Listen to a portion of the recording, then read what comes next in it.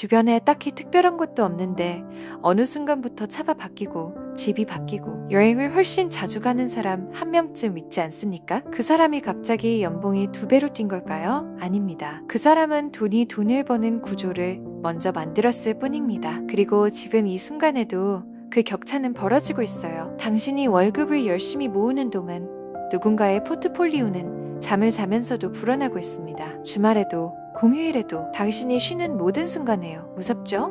근데 더 무서운 게 있어요. 지금 아무것도 안 하면 5년 후에 이 격차는 당신이 따라잡을 수 없는 수준이 됩니다. 복리라는 게 그렇거든요. 초반엔 차이가 작아 보여도 시간이 지날수록 기하급수적으로 벌어져요. 나중에 따라가려고 하면 그때는 진짜 늦습니다. 그래서 지금 당장 봐야 합니다. 적은 돈으로도 가능한 가장 확실한 투자 전략. 우선 당신이 투자에서 계속 실패하는 진짜 이유는 뭘까요? 자, 솔직하게 물어볼게요. 지난 1년 동안 투자 관련 유튜브를 몇 시간이나 봤나요? 리포트는요?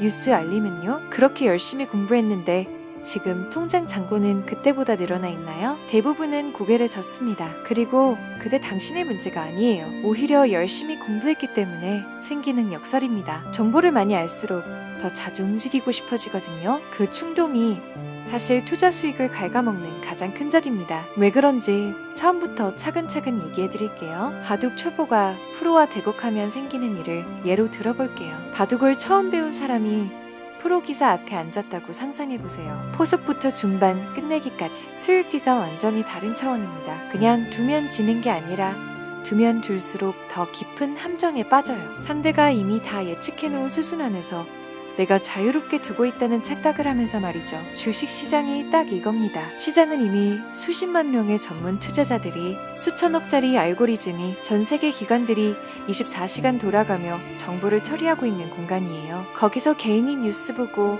이 종목 오르겠다 싶어서 매수 버튼 누르는 순간 그 생각은 이미 프로들이 3일 전에 반영해놓은 가격입니다. 내가 보는 정보는 정보가 아닙니다. 이미 가격에 녹아 들어간 과거일 뿐이에요. 그러면 개인 투자자는 뭘 해야 할까요? 프로와 같은 판에서 같은 방식으로 싸우면 안 됩니다. 판을 바꿔야 해요. 프로가 절대 이길 수 없는 영역이 하나 있거든요. 바로 시간입니다. 개인이 프로를 이길 수 있는 유일한 무기는 시간입니다. 기관 투자자들은 분기마다 성과를 보고해야 합니다. 3개월 안에 수익을 내야 해요. 그러니까 1년 이상 기다리는 투자를 하기가 구조적으로 어렵습니다. 펀드 매니저 입장에서 3년을 기다려야 빛을 보는 종목을 담으면 그 사이 투자자들이 돈을 빼버리거든요. 근데 개인은 다릅니다. 아무도 3개월마다 보고서를 내라고 강요하지 않아요. 5년을 기다려도 되고 10년을 기다려도 됩니다. 이게 엄청난 강점이에요. 역사적으로 어떤 자산이든 충분히 긴 시간을 버텼을 때 살아남은 사람들은 다 이겼습니다. 문제는 대부분의 사람이 이 강점을 스스로 포기한다는 거예요. 지금 팔고 저점에서 다시 살게요. 이 말을 투자하는 사람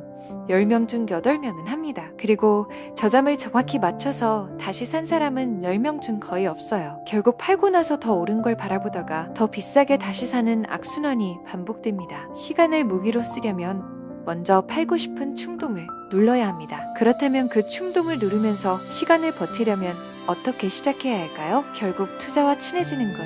그게 첫 번째입니다. 우선 투자 공부는 이렇게 시작하면 됩니다. 많은 분들이 투자 공부를 책이나 강의로 시작해요. 틀린 방법은 아닌데 문제는 그 공부가 현실과 연결되지 않는다는 겁니다. 마치 수영을 유튜브로만 배우는 것처럼요. 이론적으로는 완벽한데 물에 들어가면 다 잊어버리죠. 진짜 투자 공부는 실제 돈이 들어간 순간 시작됩니다. 처음엔 금액이 작아도 괜찮습니다. 5만 원이든 10만 원이든 중요한 건 내 돈이 어딘가에 들어가 있다는 사실이에요. 내 돈이 들어가면 뉴스를 읽는 눈이 달라집니다. 미국 고용지표 예상치 상회라는 기사를 그냥 지나쳤던 사람이 내 포트폴리오에 미국 자산이 들어간 순간부터 그 문장이 눈에 박히기 시작해요. 왜 그게 중요한지 찾아보게 되고 그 지표가 다른 자산들에 어떤 영향을 주는지 연결고리가 보이기 시작합니다. 이게 진짜 공부예요. ETF 10개를 골라서 종류를 다양하게 섞어보세요. 미국 주식 ETF, 국내 채권 ETF,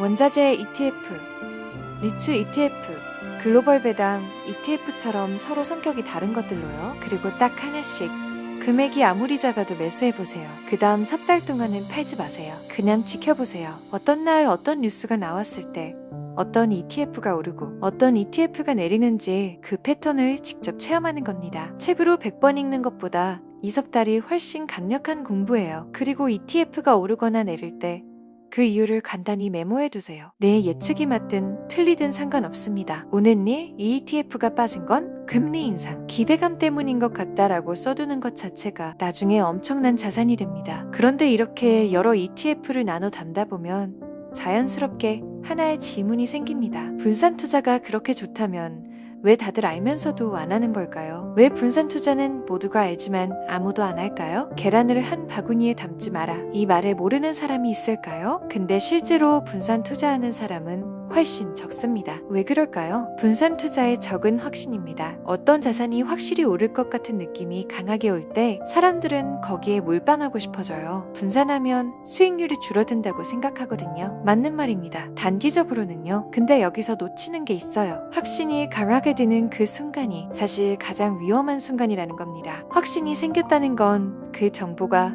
이미 많이 퍼졌다는 뜻이거든요. 이미 오를 만큼 오른 상태에서 확신을 갖게 되는 경우가 대부분입니다. 반대로 생각해보면 아무도 관심 없는 자산이 있습니다. 뉴스에도 안 나오고 유튜브 알고리즘도 안 끼워주고 주변에서도 얘기 안 하는 것들, 그런 자산에 어항을 하나 넣어두는 전략. 이게 분산 투자의 진짜 의미예요. 한두 개가 아니라 서로 다른 상황에 반응하는 여러 자산에 나눠 담아두면 어딘가는 항상 오르고 있는 상태가 됩니다. 물론 어딘가는 내리고 있겠지만요. 그게 바로 포트폴리오가 심리적으로 안정적인 이유입니다. 한 자산이 박살나도 전체가 박살나지 않으니까요. 그리고 이 분산이라는 전략이 진짜 빛을 발하는 건 복리와 만났을 때입니다. 복리를 진짜로 체감하는 방법이 있는데요. 복리 얘기는 누구나 압니다. 너무 많이 들어서 이제 귀에 잘 들어오지도 않죠. 근데 이걸 실제로 느끼는 사람은 정말 드뭅니다. 왜냐하면 복리는 초반에 너무 느리거든요. 100만원에 10% 수익이면 10만원, 겨우 10만원이에요. 이게 무슨 의미냐 싶죠? 근데 10년이 지나면 어떻게 될까요? 100만원은 약 259만원이 됩니다. 20년 후엔 약 672만원, 30년 후엔 1744만원, 추가 납입 없이 그냥 내버려둔 것만으로요. 여기서 핵심이 뭐냐면 초반 10년 동안 상승분이 159만원인데 20년에서 30년 사이 10년 동안은 상승분이 1072만원이라는 거예요. 같은 10년인데 뒤에 있는 10년이 6.7배 강력합니다. 시간이 곧 원금입니다. 그래서 투자를 늦게 시작할수록 손해가 아니라 복리의 가장 강력한 구간을 통째로 날려버리는 겁니다. 30세에 시작하는 것과 40세에 시작하는 것의 차이는 단순히 10년이 아니에요. 복리곡선상에서 가장 폭발적으로 커지는 구간을 잃어버리는 것과 같습니다. 오늘 시작하는 게 내일 시작하는 것보다 낫고 내일 시작하는 게 모레 시작하는 것보다 낫습니다. 그런데 복리가 제대로 작동하려면 한 가지 조건이 있습니다. 포트폴리오가 무너지지 않아야 한다는 거예요. 그래서 안전자산의 역할이 중요해집니다. 다음으로 안전한 자산을 포트폴리오에 반드시 넣어야 하는 이유가 있는데요. 주식만으로 포트폴리오를 구성하는 분들이 많습니다. 그리고 주식시장이 30% 빠지는 순간 그 포트폴리오도 30% 빠집니다. 그때 대부분의 사람이 팝니다. 왜냐면 버티기가 너무 힘들거든요. 심리적으로 감당이 안 되는 거예요. 여기서 중요한 개념이 있습니다. 포트폴리오에는 서로 반대로 움직이는 자산을 함께 담아야 한다는 거예요. 주식시장이 크게 흔들릴 때 오히려 오르거나 덜 빠지는 자산들이 있습니다. 채권, 금, 달러, 리츠 등이 상황에 따라 그 역할을 합니다. 이 자산들이 포트폴리오 안에 있으면 주식이 크게 빠져도 전체 하락폭이 완충됩니다. 30% 주식 포트폴리오와 15% 빠지는 혼합 포트폴리오를 비교해보면 수익률은 혼합 포트폴리오가 낮을 수 있어요. 근데 결과적으로는 혼합 포트폴리오가 더 높은 수익을 냅니다. 패닉셀을 안 하니까요. 버틸 수 있는 포트폴리오가 결국 더 높은 수익을 만들어냅니다. 그 버팀목이 되는 자산 중에서도 특히 금은 따로 얘기를 해야 합니다. 금은 왜 포트폴리오에 넣어야 할까요? 금에 대해서 두 가지 오해가 있어요. 첫 번째는 금은 이자가 없으니까 수익이 없다는 오해. 두 번째는 금은 이미 너무 올랐다는 오해. 둘 다 반은 맞고 반은 틀립니다. 금은 이자가 없습니다. 맞아요. 근데 금의 역할은 이자 수익이 아니에요. 금의 역할은 세상이 뒤집어질 때 버텨주는 것입니다. 전쟁이 나도 금융 시스템이 흔들려도 어느 나라 화폐가 폭락해도 금은 수천 년 동안 가치를 유지해왔어요. 이건 다른 어떤 자산도 주장하기 어려운 트랙 레코드입니다. 이미 너무 올랐다는 문제도 짚어볼게요. 금 가격이 오른 건 금의 가치가 올라서가 아닙니다. 금은 그냥 금이에요. 변한 게 없어요. 오른 것처럼 보이는 이유는 그 금을 측정하는 잣대인 화폐의 가치가 내려갔기 때문입니다. 각국 정부가 위기 때마다 돈을 찍어내면서 화폐 한 단위의 실질 구매력이 계속 줄어든 거예요. 앞으로는요. 위기가 오면 정부는 또 돈을 풀 겁니다. 그때마다 금 가격은 오를 가능성이 높아요. 포트폴리오에서 금의 비중은 전체의 5에서 15% 정도를 추천하는 전문가들이 많습니다. 금 ETF로 간단하게 접근할 수도 있고 골드뱅킹으로 스웨프트 시작할 수도 있어요. 이렇게 여러 자산에 나눠 담으면서 버티는 전략. 근데 여기서 한 가지 더 챙겨야 할 게 있습니다. 위기가 왔을 때를 대비한 현금입니다. 위기는 반드시 옵니다. 그래서 기회가 됩니다. 역사를 보면 주식시장은 평균 7에서 10년에 한 번씩 크게 흔들립니다. 닷컴 버블, 금융위기, 코로나 폭락. 그때마다 이번엔 진짜 끝이다라는 말이 쏟아졌습니다. 근데 매번 회복했어요. 그리고 가장 크게 번 사람들은 그 폭락 때 판 사람이 아니라 산 사람들이었습니다. 여기서 역설이 하나 있어요. 폭락 때 사야 한다는 걸 모르는 사람은 없습니다. 근데 실제로 폭락 때 사는 사람은 극소수예요. 왜냐면 폭락은 공포와 함께 오기 때문이에요. 뉴스에선 연일 최악의 상황을 보도하고 주변 사람들은 다 팔고 있고 내 계좌는 매일 빨간불이에요. 그 상황에서 매수 버튼을 누르는 건 이론적으로는 쉽지만 실제로는 정말 어렵습니다. 그래서 준비가 필요합니다. 폭락이 왔을 때 쓸 수 있는 현금을 평소에 일부 비워두는 거예요. 전체 투자금의 10에서 20% 정도를 현금이나 단기 채권으로 보유하는 전략입니다. 이 현금이 평소엔 답답하게 느껴집니다. 저기 다 오르는데 나만 왜 이러고 있나 싶죠. 근데 폭락이 오는 순간 그 현금이 가장 강력한 무기가 됩니다. 남들이 던질 때 줍는 사람이 되려면 미리 비워둔 현금이 그걸 가능하게 해요. 그런데 이 모든 전략에서 가장 확실하게 수익을 극대화할 수 있는 구조가 하나 있습니다. 바로 연금입니다. 노후 준비. 지금 당장 시작해야 하는 이유는 국민연금이 얼마가 될지 언제부터 받을 수 있을지는 아무도 모릅니다. 근데 노후에 돈이 필요하다는 건 100% 확실해요. 불확실한 걸 걱정하기보다 확실한 것에 대비하는 게 현명합니다. 개인연금, IRP 같은 제도는 세금 혜택까지 주면서 장기 투자를 유도합니다. 연간 납입액의 일정 비율을 세액공제 받을 수 있어서 납입하는 것 자체만으로 이미 수익이 나는 구조예요. 여기에 투자형 상품을 담으면 복리와 세제 혜택이 동시에 작동합니다. 젊을수록 연금 계좌 안에 주식 비중을 높게 가져가는 것도 방법이에요. 어차피 30년 후에 쓸 돈이니까 단기 변동성은 크게 신경 쓰지 않아도 됩니다. 오히려 중간에 빠질 때 더 싸게 더 많이 살 수 있는 기회가 되기도 하죠. 연금 계좌는 단순히 노후 준비 수단이 아닙니다. 세금 혜택, 복리, 장기 투자 이 세 가지가 합쳐지는 가장 강력한 자산 증식 도구입니다. 이걸 쓰지 않는 건 공짜 무기를 내버려 두는 것과 같아요. 결국 투자는 기다림의 기술입니다. 투자 세계에서 가장 비싼 말이 있습니다. 지금은 좀 기다렸다가 들어가려고요. 좋은 타이밍을 기다리다가 기회를 놓친 사람이 억지로 나쁜 타이밍에 들어간 사람보다 수익률이 낮은 경우가 역사적으로 훨씬 많습니다. 왜냐면 시장은 기다리지 않거든요. 오를 때는 빠르게 오르고 내릴 때도 빠르게 내립니다. 그 사이에서 완벽한 타이밍을 찾으려는 사람은 항상 뒤에 있습니다. 그래서 전략은 간단합니다. 여러 자산에 나눠 담고 일정 금액을 정기적으로 추가 납입하고 흔들려도 버티고 오랫동안 내버려 두는 것. 화려하지 않습니다. 재미도 없어요. 자랑할 만한 썰도 없어요. 근데 10년, 20년 후의 결과를 보면 이 전략이 가장 두꺼운 통장을 만들어줬다는 걸 알게 됩니다. 투자는 단거리 달리기가 아닙니다. 마라톤이에요. 빠르게 달리는 게 아니라 포기하지 않고 끝까지 달리는 사람이 이기는 게임입니다. 지금 당장 크게 벌려는 생각을 내려놓는 순간 오히려 큰 돈이 모이기 시작합니다. 그게 가장 확실한 투자 전략입니다. 주변에 딱히 특별한 것도 없는데 어느 순간부터 차가 바뀌고 집이 바뀌고 여행을 훨씬 자주 가는 사람 한 명쯤 있지 않습니까? 그 사람이 갑자기 연봉이 2배로 뛴 걸까요? 아닙니다. 그 사람은 돈을 버는 구조를 먼저 만들었을 뿐입니다. 그리고 지금 이 순간에도 그 격차는 벌어지고 있어요. 당신이 월급을 열심히 모으는 동안 누군가의 포트폴리오는 잠을 자면서도 불어나고 있습니다. 주말에도 공휴일에도 당신이 쉬는 모든 순간에요. 무섭죠?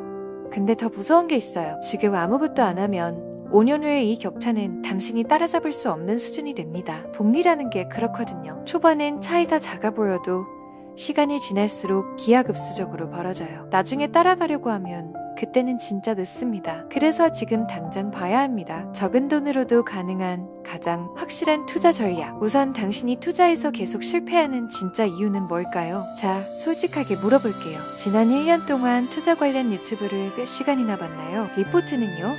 뉴스 알림은요? 그렇게 열심히 공부했는데 지금 통장 잔고는 그때보다 늘어나 있나요? 대부분은 고개를 젓습니다. 그리고 그게 당신의 문제가 아니에요. 오히려 열심히 공부했기 때문에 생기는 역설입니다. 정보를 많이 알수록 더 자주 움직이고 싶어지거든요. 그 충동이 사실 투자 수익을 갉아먹는 가장 큰 적입니다. 왜 그런지 처음부터 차근차근 얘기해 드릴게요. 바둑 초보가 프로와 대국하면 생기는 일을 예로 들어볼게요. 바둑을 처음 배운 사람이 프로 기사 앞에 앉았다고 상상해보세요. 포석부터 중반 끝내기까지 수익기가 완전히 다른 차원입니다. 그냥 두면 지는 게 아니라 두면 둘수록 더 깊은 함정에 빠져요. 상대가 이미 다 예측해놓은 수순 안에서 내가 자유롭게 두고 있다는 착각을 하면서 말이죠. 주식시장이 딱 이겁니다. 시장은 이미 수십만 명의 전문 투자자들이 수천억짜리 알고리즘이 전 세계 기관들이 24시간 돌아가며 정보를 처리하고 있는 공간이에요. 거기서 개인이 뉴스 보고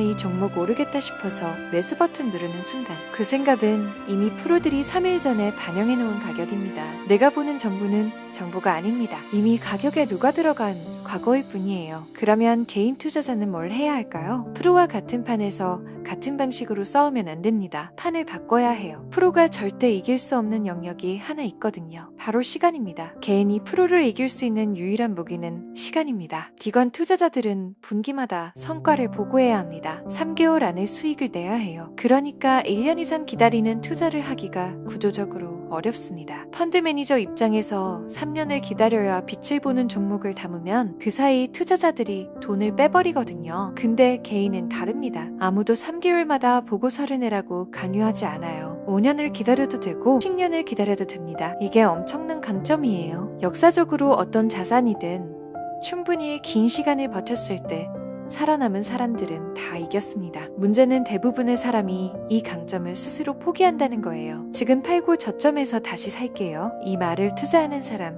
10명 중 8명은 합니다. 그리고 저점을 정확히 맞춰서 다시 산 사람은 10명 중 거의 없어요. 결국 팔고 나서 더 오른 걸 바라보다가 더 비싸게 다시 사는 악순환이 반복됩니다. 시간을 무기로 쓰려면 먼저 팔고 싶은 충동을 눌러야 합니다. 그렇다면 그 충동을 누르면서 시간을 버티려면 어떻게 시작해야 할까요? 결국 투자와 친해지는 것. 그게 첫 번째입니다. 우선 투자 공부는 이렇게 시작하면 됩니다. 많은 분들이 투자 공부를 책이나 강의로 시작해요. 틀린 방법은 아닌데 문제는 그 공부가 현실과 연결되지 않는다는 겁니다. 마치 수영을 유튜브로만 배우는 것처럼요. 이론적으로는 완벽한데 물에 들어가면 다 잊어버리죠. 진짜 투자 공부는 실제 돈이 들어간 순간 시작됩니다. 처음엔 금액이 작아도 괜찮습니다. 5만 원이든 10만 원이든 중요한 건 내 돈이 어딘가에 들어가 있다는 사실이에요. 내 돈이 들어가면 뉴스를 읽는 눈이 달라집니다. 미국 고용지표 예상치 상회라는 기사를 그냥 지나쳤던 사람이 내 포트폴리오에 미국 자산이 들어간 순간부터 그 문장이 눈에 박히기 시작해요. 왜 그게 중요한지 찾아보게 되고 그 지표가 다른 자산들에 어떤 영향을 주는지 연결고리가 보이기 시작합니다. 이게 진짜 공부예요. ETF 10개를 골라서 종류를 다양하게 섞어보세요. 미국 주식 ETF, 국내 채권 ETF, 원자재 ETF, 리츠 ETF, 글로벌 배당 ETF처럼 서로 성격이 다른 것들로요. 그리고 딱 하나씩 금액이 아무리 작아도 매수해보세요. 그 다음 석 달 동안은 팔지 마세요. 그냥 지켜보세요. 어떤 날 어떤 뉴스가 나왔을 때 어떤 ETF가 오르고 어떤 ETF가 내리는지 그 패턴을 직접 체험하는 겁니다. 책으로 100번 읽는 것보다 이 석 달이 훨씬 강력한 공부예요. 그리고 ETF가 오르거나 내릴 때 그 이유를 간단히 메모해두세요. 내 예측이 맞든 틀리든 상관없습니다. 오는니 이 ETF가 빠진 건 금리 인상, 기대감 때문인 것 같다라고 써두는 것 자체가 나중에 엄청난 자산이 됩니다. 그런데 이렇게 여러 ETF를 나눠 담다 보면 자연스럽게 하나의 지문이 생깁니다. 분산 투자가 그렇게 좋다면 왜 다들 알면서도 안 하는 걸까요? 왜 분산 투자는 모두가 알지만 아무도 안 할까요? 계란을 한 바구니에 담지 마라. 이 말을 모르는 사람이 있을까요? 근데 실제로 분산 투자하는 사람은 훨씬 적습니다. 왜 그럴까요? 분산 투자의 적은 확신입니다. 어떤 자산이 확실히 오를 것 같은 느낌이 강하게 올 때 사람들은 거기에 몰빵하고 싶어져요. 분산하면 수익률이 줄어든다고 생각하거든요. 맞는 말입니다. 단기적으로는요. 근데 여기서 놓치는 게 있어요. 확신이 강하게 드는 그 순간이 사실 가장 위험한 순간이라는 겁니다. 확신이 생겼다는 건 그 정보가 이미 많이 퍼졌다는 뜻이거든요. 이미 오를 만큼 오른 상태에서 확신을 갖게 되는 경우가 대부분입니다. 반대로 생각해보면 아무도 관심 없는 자산이 있습니다. 뉴스에도 안 나오고 유튜브 알고리즘도 안 띄워주고 주변에서도 얘기 안 하는 것들, 그런 자산에 어항을 하나 넣어두는 전략. 이게 분산 투자의 진짜 의미예요. 한두 개가 아니라 서로 다른 상황에 반응하는 여러 자산에 나눠 담아두면 어딘가는 항상 오르고 있는 상태가 됩니다. 물론 어딘가는 내리고 있겠지만요. 그게 바로 포트폴리오가 심리적으로 안정적인 이유입니다. 한 자산이 박살나도 전체가 박살나지 않으니까요. 그리고 이 분산이라는 전략이 진짜 빛을 발하는 건 복리와 만났을 때입니다. 복리를 진짜로 체감하는 방법이 있는데요. 복리 얘기는 누구나 압니다. 너무 많이 들어서 이제 귀에 잘 들어오지도 않죠. 근데 이걸 실제로 느끼는 사람은 정말 드뭅니다. 왜냐하면 복리는 초반에 너무 느리거든요. 100만 원에 10% 수익이면 10만 원. 겨우 10만 원이에요. 이게 무슨 의미냐 싶죠? 근데 10년이 지나면 어떻게 될까요? 100만 원은 약 259만 원이 됩니다. 20년 후엔 약 672만 원. 30년 후엔 1744만 원. 추가 납입 없이 그냥 내버려둔 것만으로요. 여기서 핵심이 뭐냐면 초반 10년 동안 상승분이 159만 원인데 20년에서 30년 사이 10년 동안은 상승분이 1072만 원이라는 거예요. 같은 10년인데 뒤에 있는 10년이 6.7배 강력합니다. 시간이 곧 원금입니다. 그래서 투자를 늦게 시작할수록 손해가 아니라 복리의 가장 강력한 구간을 통째로 날려버리는 겁니다. 30세에 시작하는 것과 40세에 시작하는 것의 차이는 단순히 10년이 아니에요. 복리곡선상에서 가장 폭발적으로 커지는 구간을 잃어버리는 것과 같습니다. 오늘 시작하는 게 내일 시작하는 것보다 낫고 내일 시작하는 게 모레 시작하는 것보다 낫습니다. 그런데 복리가 제대로 작동하려면 한 가지 조건이 있습니다. 포트폴리오가 무너지지 않아야 한다는 거예요. 그래서 안전자산의 역할이 중요해집니다. 다음으로 안전한 자산을 포트폴리오에 반드시 넣어야 하는 이유가 있는데요. 주식만으로 포트폴리오를 구성하는 분들이 많습니다. 그리고 주식시장이 30% 빠지는 순간 그 포트폴리오도 30% 빠집니다. 그때 대부분의 사람이 팝니다. 왜냐면 버티기가 너무 힘들거든요. 심리적으로 감당이 안 되는 거예요. 여기서 중요한 개념이 있습니다. 포트폴리오에는 서로 반대로 움직이는 자산을 함께 담아야 한다는 거예요. 주식시장이 크게 흔들릴 때 오히려 오르거나 덜 빠지는 자산들이 있습니다. 채권, 금, 달러, 리츠 등이 상황에 따라 그 역할을 합니다. 이 자산들이 포트폴리오 안에 있으면 주식이 크게 빠져도 전체 하락폭이 완충됩니다. 30% 주식 포트폴리오와 15% 빠지는 혼합 포트폴리오를 비교해보면 수익률은 혼합 포트폴리오가 낮을 수 있어요. 근데 결과적으로는 혼합 포트폴리오가 더 높은 수익을 냅니다. 패닉셀을 안 하니까요. 버틸 수 있는 포트폴리오가 결국 더 높은 수익을 만들어냅니다. 그 버팀목이 되는 자산 중에서도 특히 금은 따로 얘기를 해야 합니다. 금은 왜 포트폴리오에 넣어야 할까요? 금에 대해서 두 가지 오해가 있어요. 첫 번째는 금은 이자가 없으니까 수익이 없다는 오해. 두 번째는 금은 이미 너무 올랐다는 오해. 둘 다 반은 맞고 반은 틀립니다. 금은 이자가 없습니다. 맞아요. 근데 금의 역할은 이자 수익이 아니에요. 금의 역할은 세상이 뒤집어질 때 버텨주는 것입니다. 전쟁이 나도 금융 시스템이 흔들려도 어느 나라 화폐가 폭락해도 금은 수천 년 동안 가치를 유지해왔어요. 이건 다른 어떤 자산도 주장하기 어려운 트랙 레코드입니다. 이미 너무 올랐다는 문제도 짚어볼게요. 금 가격이 오른 건 금의 가치가 올라서가 아닙니다. 금은 그냥 금이에요. 변한 게 없어요. 오른 것처럼 보이는 이유는 그 금을 측정하는 잣대인 화폐의 가치가 내려갔기 때문입니다. 각국 정부가 위기 때마다 돈을 찍어내면서 화폐 한 단위의 실질 구매력이 계속 줄어든 거예요. 앞으로는요? 위기가 오면 정부는 또 돈을 풀 겁니다. 그때마다 금 가격은 오를 가능성이 높아요. 포트폴리오에서 금의 비중은 전체의 5에서 15% 정도를 추천하는 전문가들이 많습니다. 금 ETF로 간단하게 접근할 수도 있고 골드뱅킹으로 스웨프트 시작할 수도 있어요. 이렇게 여러 자산에 나눠 담으면서 버티는 전략. 근데 여기서 한 가지 더 챙겨야 할 게 있습니다. 위기가 왔을 때를 대비한 현금입니다. 위기는 반드시 옵니다. 그래서 기회가 됩니다. 역사를 보면 주식시장은 평균 7에서 10년에 한 번씩 크게 흔들립니다. 닷컴 버블, 금융위기, 코로나 폭락. 그때마다 이번엔 진짜 끝이다라는 말이 쏟아졌습니다. 근데 매번 회복했어요. 그리고 가장 크게 번 사람들은 그 폭락 때 판 사람이 아니라 산 사람들이었습니다. 여기서 역설이 하나 있어요. 폭락 때 사야 한다는 걸 모르는 사람은 없습니다. 근데 실제로 폭락 때 사는 사람은 극소수예요. 왜냐면 폭락은 공포와 함께 오기 때문이에요. 뉴스에선 연일 최악의 상황을 보도하고 주변 사람들은 다 팔고 있고 내 계좌는 매일 빨간불이에요. 그 상황에서 매수 버튼을 누르는 건 이론적으로는 쉽지만 실제로는 정말 어렵습니다. 그래서 준비가 필요합니다. 폭락이 왔을 때 쓸 수 있는 현금을 평소에 일부 비워두는 거예요. 전체 투자금의 10에서 20% 정도를 현금이나 단기 채권으로 보유하는 전략입니다. 이 현금이 평소엔 답답하게 느껴집니다. 저기 다 오르는데 나만 왜 이러고 있나 싶죠. 근데 폭락이 오는 순간 그 현금이 가장 강력한 무기가 됩니다. 남들이 던질 때 죽는 사람이 되려면 미리 비워둔 현금이 그걸 가능하게 해요. 그런데 이 모든 전략에서 가장 확실하게 수익을 극대화할 수 있는 구조가 하나 있습니다. 바로 연금입니다. 노후 준비. 지금 당장 시작해야 하는 이유는 국민연금이 얼마가 될지 언제부터 받을 수 있을지는 아무도 모릅니다. 근데 노후에 돈이 필요하다는 건 100% 확실해요. 불확실한 걸 걱정하기보다 확실한 것에 대비하는 게 현명합니다. 개인연금,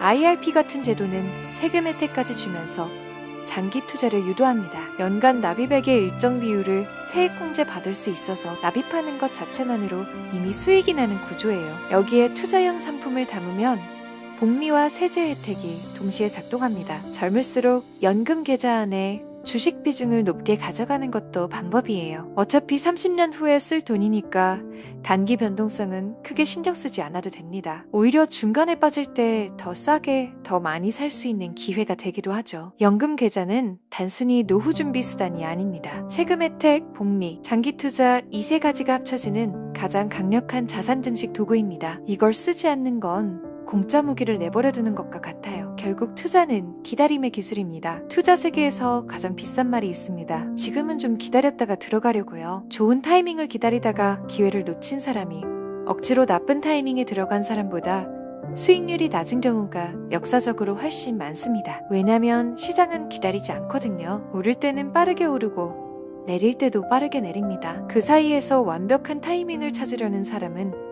항상 뒤에 있습니다. 그래서 전략은 간단합니다. 여러 자산에 나눠 담고 일정 금액을 정기적으로 추가 납입하고 흔들려도 버티고 오랫동안 내버려 두는 것. 화려하지 않습니다. 재미도 없어요. 자랑할 만한 썰도 없어요. 근데 10년, 20년 후의 결과를 보면 이 전략이 가장 두꺼운 통장을 만들어줬다는 걸 알게 됩니다. 투자는 단거리 달리기가 아닙니다. 마라톤이에요. 빠르게 달리는 게 아니라 포기하지 않고 끝까지 달리는 사람이 이기는 게임입니다. 지금 당장 크게 벌려는 생각을 내려놓는 순간 오히려 큰 돈이 모이기 시작합니다. 그게 가장 확실한 투자 전략입니다.